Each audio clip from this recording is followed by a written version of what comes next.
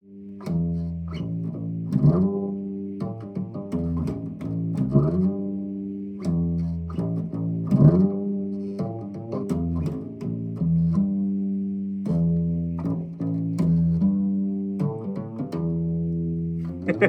y'all, Pastor Jeremy here. If I had thought about it sooner, this could have been a Beatles Sunday.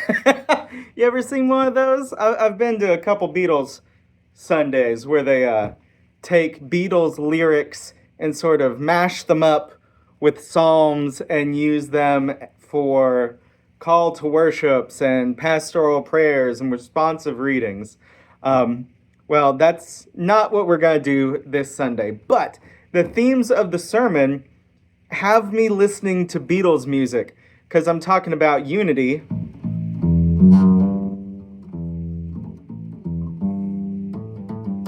Come together and things like all you need is love.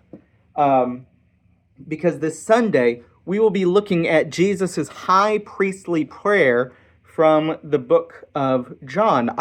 You might have noticed this. I don't know if you pay attention to this sort of thing, but if you've been tracking sermons, if you kept bulletins and you looked at them over the past, what are we at, 14, 15 months,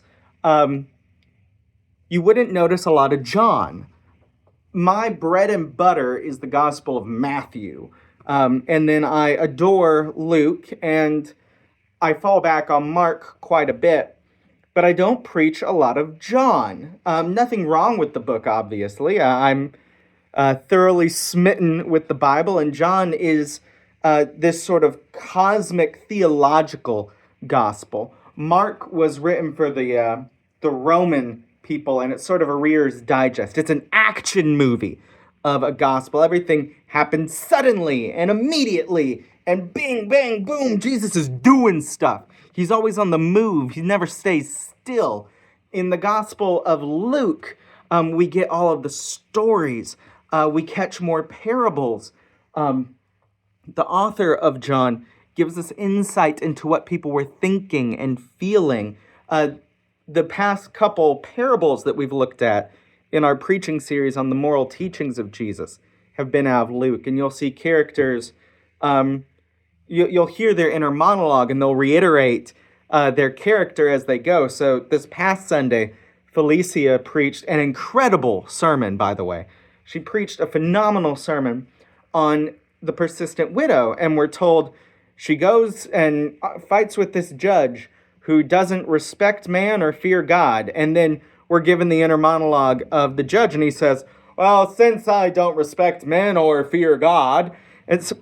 A few weeks before that, we looked at the rich man and Lazarus, and we're told that he is selfish. And then he has this conversation with himself about how selfish he is and how he's okay with it. And then he dies. So that's kind of how Luke vibes out. Matthew connects Jesus's movings about, his doings, his teachings with the Old Testament the most. It's the most Jewish of the Gospels. This is where we find the Sermon on the Mount. This is where Jesus has these beautiful, pointed, pithy statements, these really direct instructions. This is your ethics gospel. This is my favorite gospel. Then you get to John.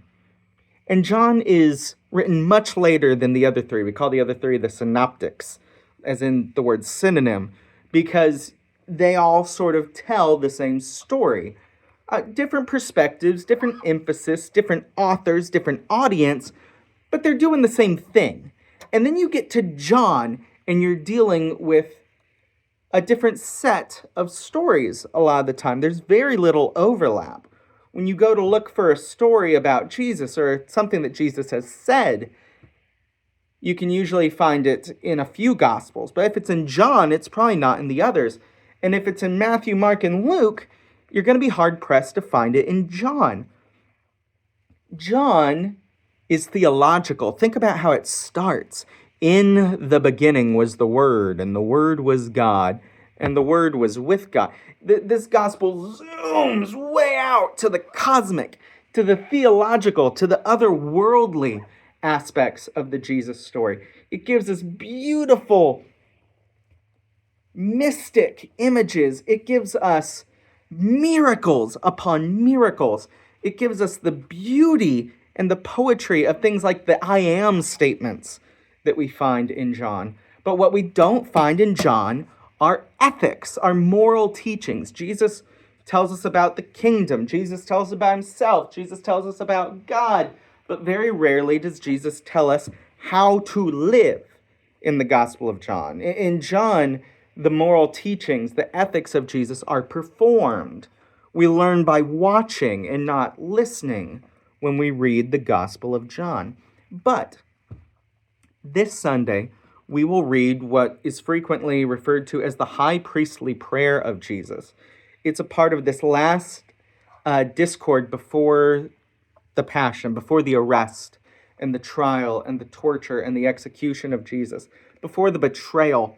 During the Last Supper, Jesus talks with his friends, his disciples in that upper room, and he gives them this long discourse, this long talk, this sermon. And in it, we're going to latch on to two themes, because Jesus tells them exactly what to do. Jesus gives them a moral teaching here. Jesus tells us how to live, and he talks about unity, and he talks about love, and the interplay between them. So join us tomorrow, and I promise not to, I'm not playing tomorrow, so I won't sneak any Beatles in there, but maybe join me in listening to All You Need Is Love. I mean, I love Sgt. Pepper's. And come together as we think about and prepare to talk about unity and love inside the church and how that changes the church, how that changes the world, and how that changes us. I'll see you tomorrow, church. Grace and peace.